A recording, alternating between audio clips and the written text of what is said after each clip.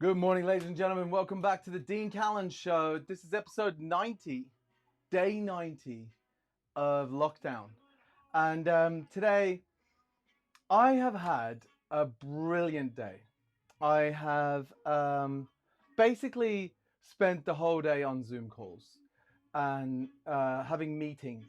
If you haven't seen it yet, there's a great skit by oh God, I can't even remember the guy's name, Michael McIntyre, and he's playing himself a year ago, 6 months ago, 8 months ago, whatever it was, mid 2019, and he's gone to a psychic.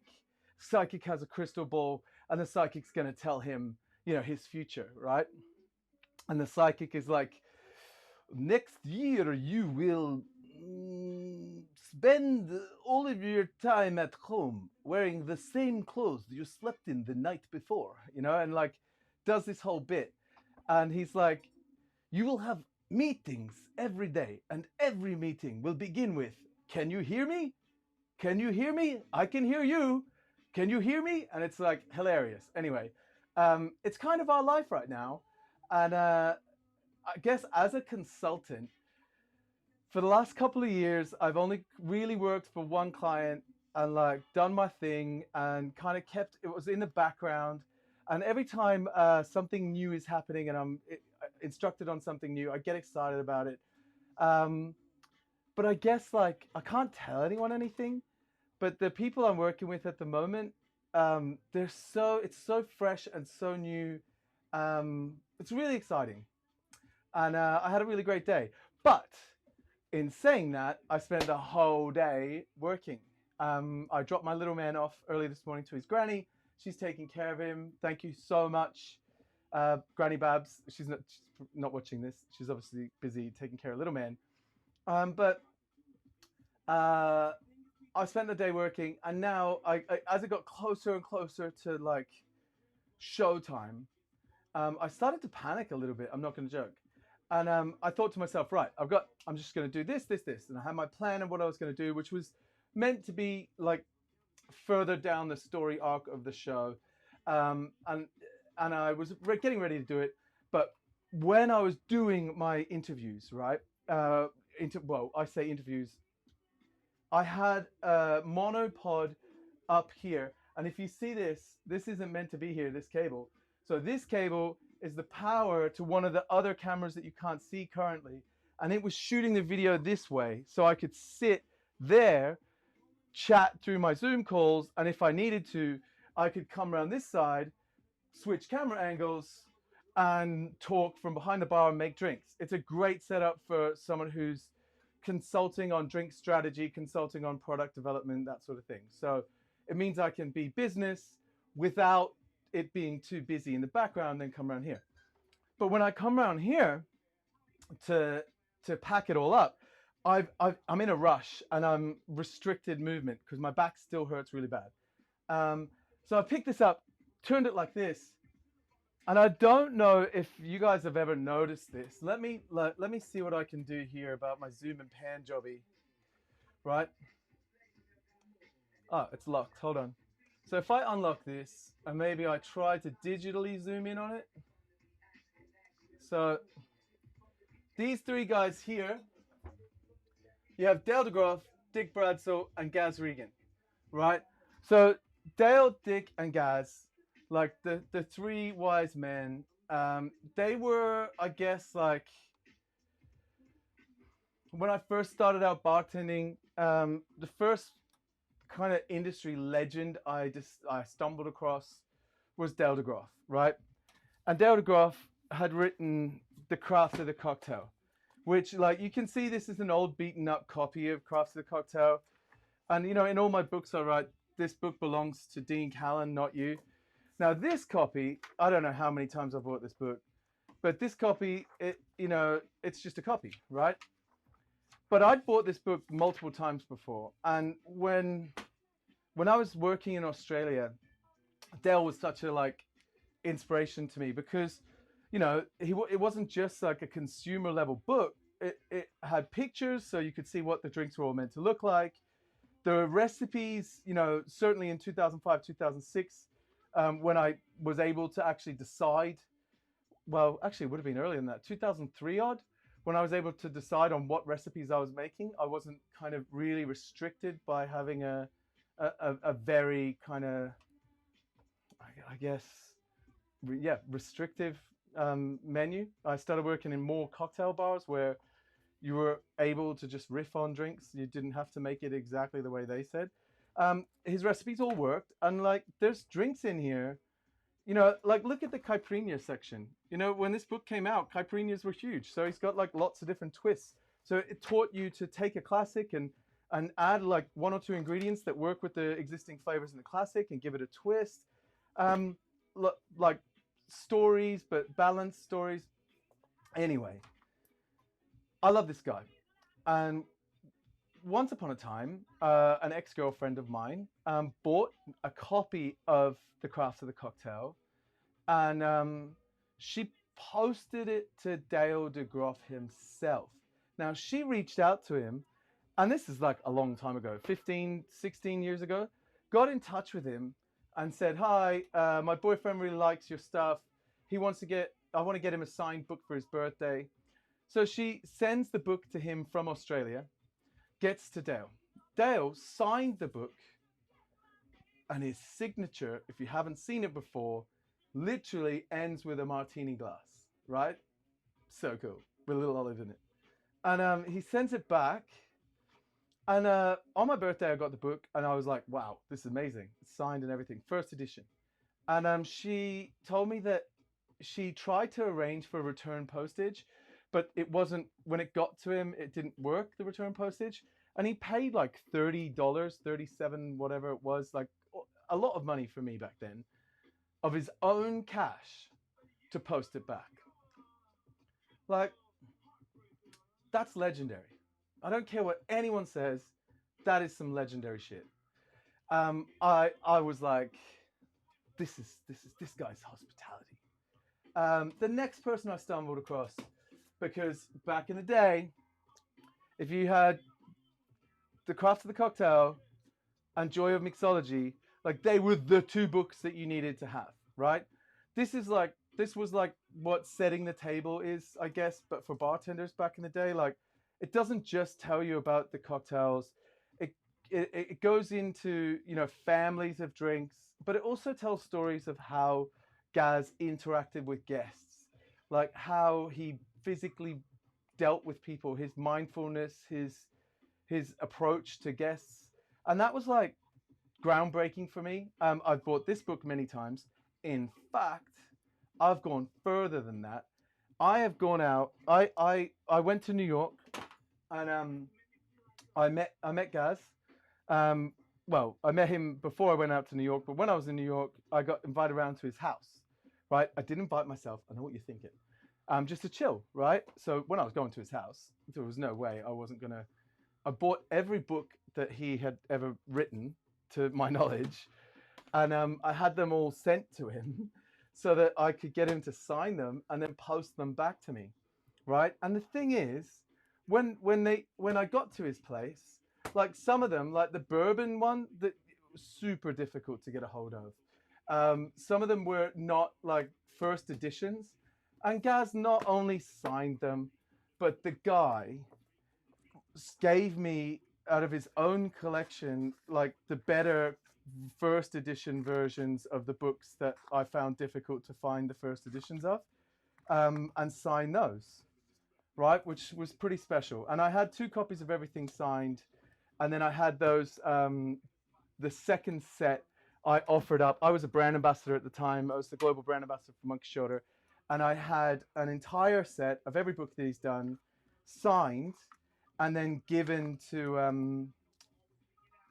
one of my brand ambassadors as a kind of incentive. And Tim Ward got every single book as a thank you for working hard, which was pretty epic. But like just the thought process of not only was he humbly inviting me to his home, and like Gaz Regan, man, that guy, you know, he's a legend. He's been around forever. Everyone knows him. he was a huge influence on the industry, like, and I might say a very positive influence on the industry.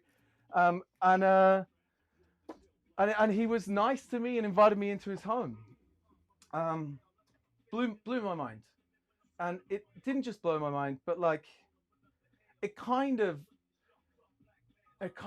brought home the fact that the guys that you've watched, that you never thought you'd hang out with, you never thought would come. He come to my house, and I got like a Gaz bobblehead, and off the back of the Gaz bobblehead, I then thought, right, who are my other mentors? So who have I looked up to all this time, right?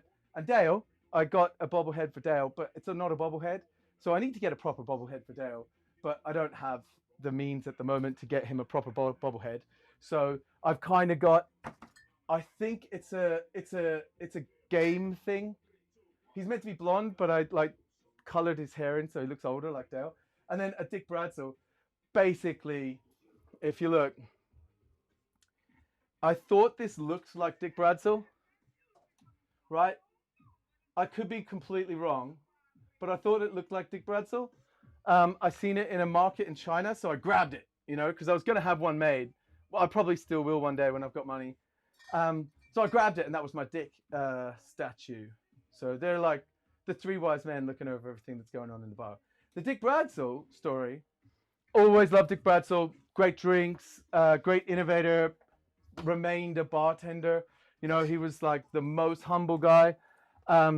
I went to his bar, the downstairs bar at the Pink Chihuahua, I think it's called. And I went there. I'd kind of wandered around Soho, and I thought like there's a chance he might be there. I get there, and he's on his own, just him, right? And I said to him, how you doing, man? Like, can I trouble you for Boulevardier? And he looked at me and he said, okay, well, what's your Boulevardier, what's in it? And I said, equal parts bourbon, sweet vermouth, and Campari, but, I'm the monkey shoulder guy, so if you've got monkey shoulder, it'd be great if you could throw that in there instead of bourbon. And he made it, tasted it, said, this is delicious. I'm going to put it on the menu. Right? This is in London, in Soho, right? In the 21st century. So London in Soho, 21st century, if you're a brand ambassador or a sales guy or anyone trying to sell booze, and you go into a place with a legend with his name as recognizable as Dick Bradsell, you expect to pay to be on the list. I went back. There it was. He's making monkey shoulder boulevardiers. Like, didn't cost me anything. Just liked it, put it on. Right? Had a lovely chat with him. And from there on in, every time I went to see him, he was really hospitable and nice. Always super busy. Like, I didn't ever catch him on his own again. He was always too busy. But I mean, like, just inspirational. The level of making you feel like you're the most important person in the room.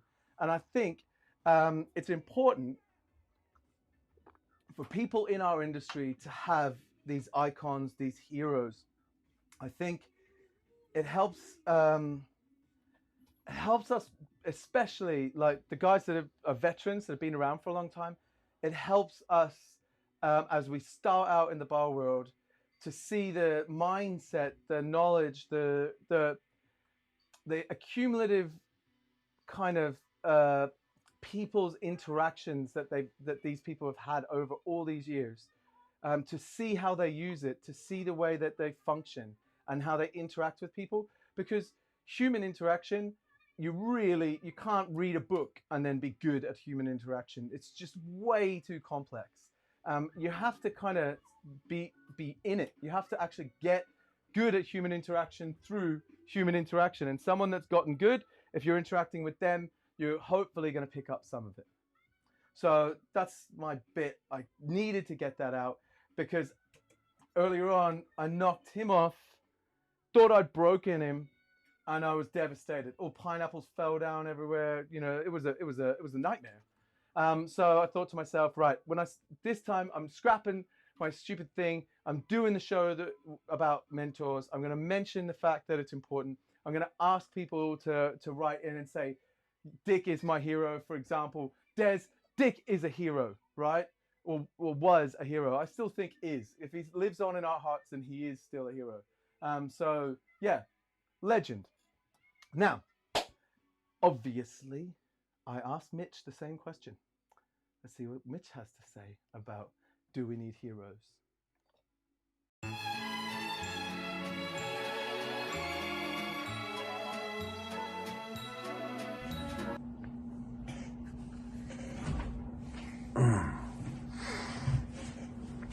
Oh shit. Yeah, sorry, I couldn't sleep last night. I had really bad rage. What is my fucking most important thing ever?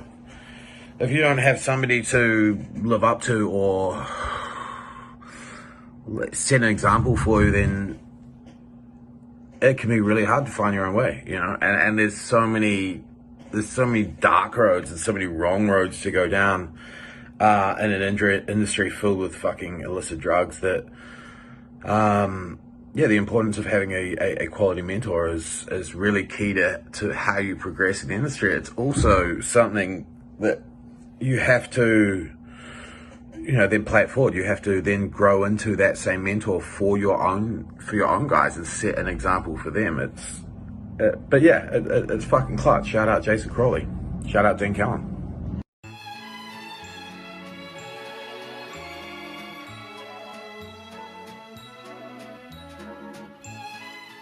All right, now, I mean, I can't talk about Gaz being a total legend. Like he literally come here and hung out. It was a special day. It was a very special day for me. Took him out in London. It was really cool.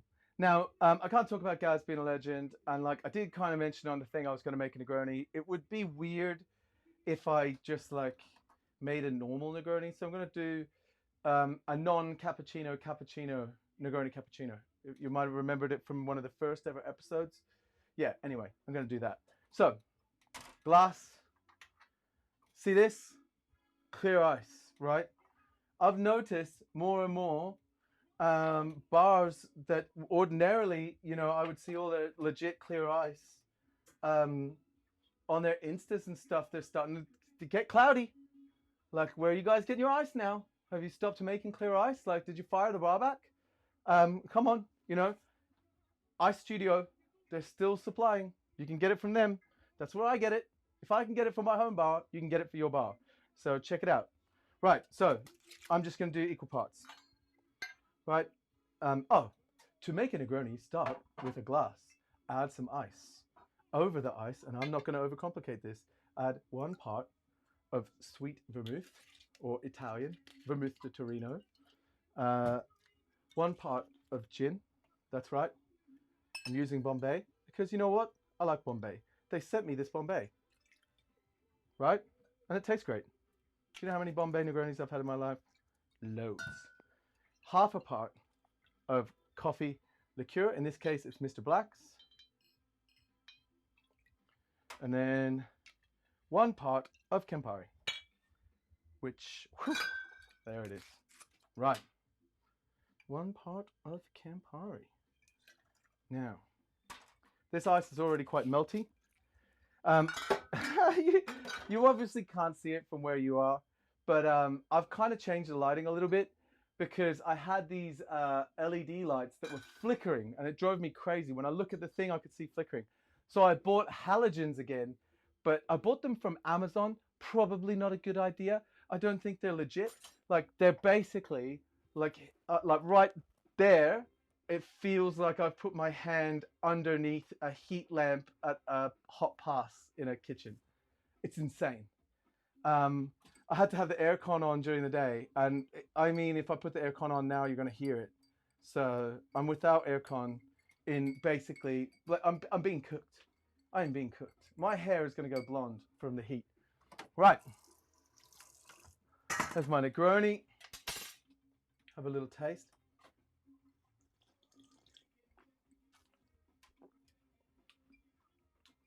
It's still good, but I think it's good.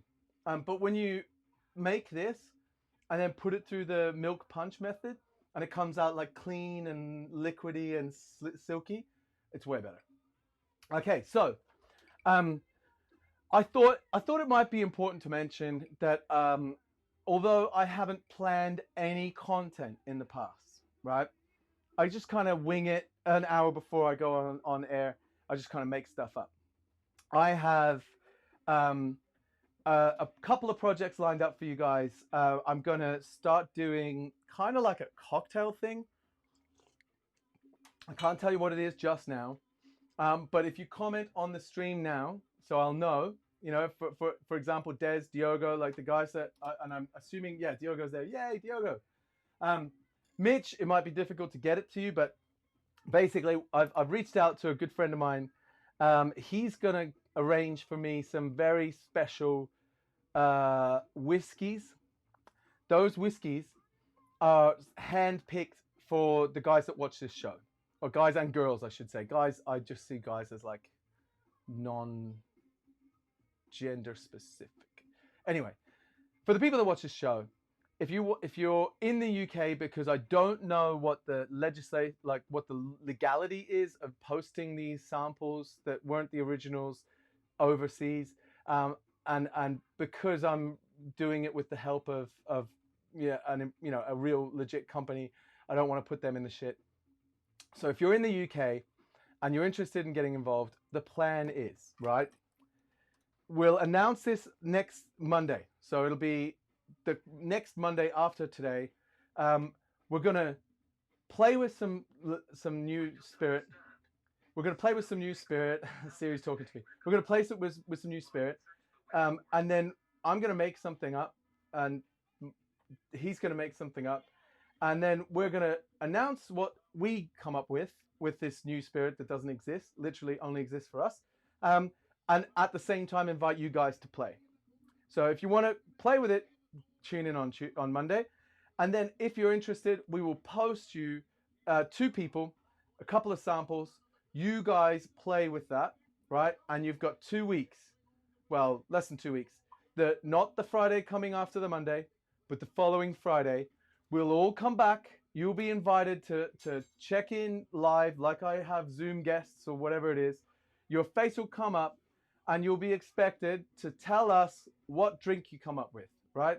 Now, I understand that like making you do this is asking for you to effectively come up with a cocktail and we're not paying you. But if you're not too busy, it'd be great to do some stuff and interact and be friends and hang out and have like stuff happen, right? And you guys get to be on the show and get to try some spirit that otherwise doesn't exist. If you're interested in that, tune in Monday. Let me know now if you're interested in it. You'll be posted the stuff. 2 weeks later, you need to be on the show. And then when you're on the show, you show us what you made, you talk us through it. And then on that episode, we'll announce what the next spirit is. And then anyone that's interested there, right, we'll pick a couple of people, 2 more again. And then 2 weeks later, they've received the stuff, played with it, and they have a go 2 weeks later, right? So every fortnight for 6 fortnights. Now, I'm announcing that now because ultimately, if you're still watching, you might be interested in it. But if you see any flaws in it, if you see any holes in it, please let me know, because that at the moment is the plan. Right, so epic. I think that was quite nice. Bit of a rant, bit of a Mitch's minute. I had planned. Good to see you back behind the bar. Yay, PJ! Oh yeah, shit. I forgot. How did I forget? I don't have his stirrer either. That's crazy. I was never that big a fan of that thing. So, but did you guys? I'm not going to tell the story, but I was told a story about that. I don't know if it's true. If anyone knows the story of why there's the finger in the Negroni, or yeah, no, I'm not gonna do it. I'm not gonna do it. It was a dirty story. It might have been a lie. Right, so that's cool. Now, I wanted to do a toast. I don't know how to get a hold of the video. I genuinely have no idea how I'm going to share it with you guys. But I watched a video of a no bartender Ramos, and for some reason I cannot like steal the video. It just will not let me rip it. So I normally just rip the videos and put it on here. Can't get it. Couldn't get it. But it's by the guys at Jigger and Pony. So Indra and Goi. Now I know it's a different bar, but they gave me this rum, right? And they had this made for them. It's Berry Brothers Wine and Spirit Merchants, Coroni 1997 cask number 167, bottle 2015, aged 17 years, bottled for the Sugar Hall, Berry Brothers and Rudd, product of Trinidad and Tobago, Berry Brothers and Rudd, Simon Berry, that's the whole label. Yeah, it talks about Berry Brothers. Right, so Sugar Hall pays tribute to the word sugar from which all rums are made and blah, blah, blah, loads of stuff. I'm going to have a taste of this. I'm going to toast the guys. I couldn't... it's not aged well, that tail. Yeah, exactly, yeah. Mitch knows the story, right? And like, Mitch knows the story. It's not relevant for today. It's a story from 20 years ago, and it involves a bunch of people that are very well respected and very well known in the industry that were just, having a loose day. And I don't think they'd much appreciate me talking shit. Anyway, right. Oh, God. This tastes amazing. So, on this note, I've got planned next week, Monday, we're going to announce a little bit of story about whiskey and making cocktails, right? Friday, if you're available on Friday, I plan tomorrow, if I can find the time, I might be at nighttime, to make fresh cola. Now, for those of you that have never made fresh cola before, I'm going to talk through the whole process of making fresh cola. And then what I'm going to do, I have to tell you now, because if I don't, I might not do it. And I'm getting a little bit tired of just winging it every time I do the show. I'm getting better at it, I think, because I'm still 2 months away from the date that I decided I needed to have nailed the technicalities of like not dying halfway through and things not overheating and everything crashing. I just threw money at it and it's not dying at the moment. But anyway, oh God, that smells good. This Friday, 2 days from now, I'm going to make fresh cola, and this is the plan. I'm going to get the one and only Danny Dyer. Danny Dyer is the global brand ambassador for Grant's Whiskey. Now, Grant's Whiskey, as if you watch the old show, the one where we actually pre-recorded everything and people come here, Grant's Whiskey was kind of announced by Dave Broom as the best Scotch whiskey to go with Coca-Cola, right? So I'm going to make fresh cola, and then I'm going to make a Jock Collins. So if you don't know what a Jock Collins is a Tom Collins, but with Scotch whiskey. But I'm going to make a Jock Collins, instead of putting Scotch whiskey, plain sugar syrup, lemon juice, and soda, I'm going to put Scotch whiskey, cola syrup that's made from fresh botanicals and fresh ingredients, lemon juice, and soda water. I've never done it before, but that's the plan.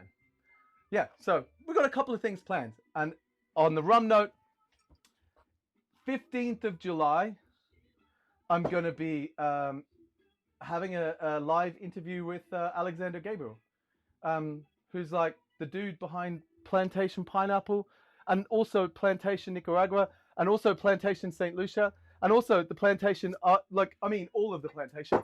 He's also the guy behind, the cognac, and Pierre Ferrand cognac, and like gins, and the guy, he knows how to make stuff. So I'm gonna have a nice chat with him. If you can think of questions, if you can think of advice for me for the chat, get involved. This is your moment. 15th of July. Any other interesting stuff that you could suggest? What do you want to see? Rock and roll. Yeah, I miss that bar too, man.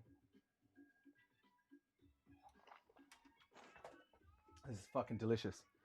So before I sign off, I just want to say, as I said before, I'm starting to love doing the show. Now I want to kind of dive into more content, create content that's going to be interesting for you guys, but more importantly, create content that will connect our community and we can all chat with each other, and I can send you shit. Like if I can get stuff from brands and then like take it and send it to you and I can afford to do it, amazing, right? We'll party on. If there's something you'd like to see and you think I might have the chance of actually making it happen, let me know, and we'll see if we can do it. Make an episode about it, rock it out. It'll be awesome. But before I go, there were other books I had here. So obviously Dale, Dick, and Gaz were heroes of mine because they were people that set in play the things we're doing today. And it's easy for me to like talk about Gaz and talk about Dale because they've got books and they've written down their ethos and like their mentality and what they're about. One thing I'd love to see is like a biography of some sort of what Dick got up to and all the drinks he made, like regarding cocktails for Sasha Petrowski. Sasha Petrowski's a legend. And the guys, after he sadly passed away, his crew pulled together and made a book that kind of put out there what he was about. As far as young people today, and when I say young, I mean compared to the other guys, young people today that have put out books that I think have inspired me, or they themselves have been an inspiration.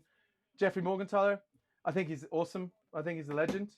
Oh yeah, Tristan Stevenson, right? Dark horse. Like he's a runner now. Does he even drink anymore? I don't know. He looks like he's lost his entire body weight, right? Just from running. Like you see him on the back of this, doesn't look like the same guy as today. Today he looks like a fitness machine, right? But this guy has made bartending books that are both approachable and well designed and thought out. So if you're going to buy books for people that are starting out, these are the ones to buy. And then Rich Woods, the cocktail guy, right? Now, I don't see him as a hipster, right? But like this guy gets it. You know, he's so like constantly relevant. There's other people like Matt Wiley jumps to mind. I had Sven Almening's book. I was going to say like Sven's a legend. I love Sven. There's so many people that are heroes already that obviously can't currently be elevated to the kind of status that Gaz and Dale DeGroff and Dick Bradshaw had because, you know, they haven't been around that long. But they've written books. They've put out their mentality, their thoughts, their recipes. So I beg you, get as many different references as you can, as many different heroes as you can, and take influence from each of them because, as Mitch said, it'll help guide you to become the best version of yourself. And then when you become the best version of yourself, if you're sharing that with new people coming along, they might see you only just as one influence into who they become later on. But if it's a positive influence, then it's definitely worth doing. Hope this has been a nice distraction. Thanks for tuning in. And as I tried desperately to kind of get across, I'm planning content. I'm going to create more content that is planned out, well thought out, and does what you're asking. And in fact, in case you're asking, Diogo, I am going to do a Sherry episode. And it's going to be very special. I mean, it's going to be mega. It's going to be amazing. It's going to be so special. You're going to love it. It's going to be the hugest, most amazing Sherry episode that anyone has done live on the Dean Callan Show. It's just going to be epic. You're going to love it. It's going to make Sherry episodes great again. Right. Cheers, guys. Love your work.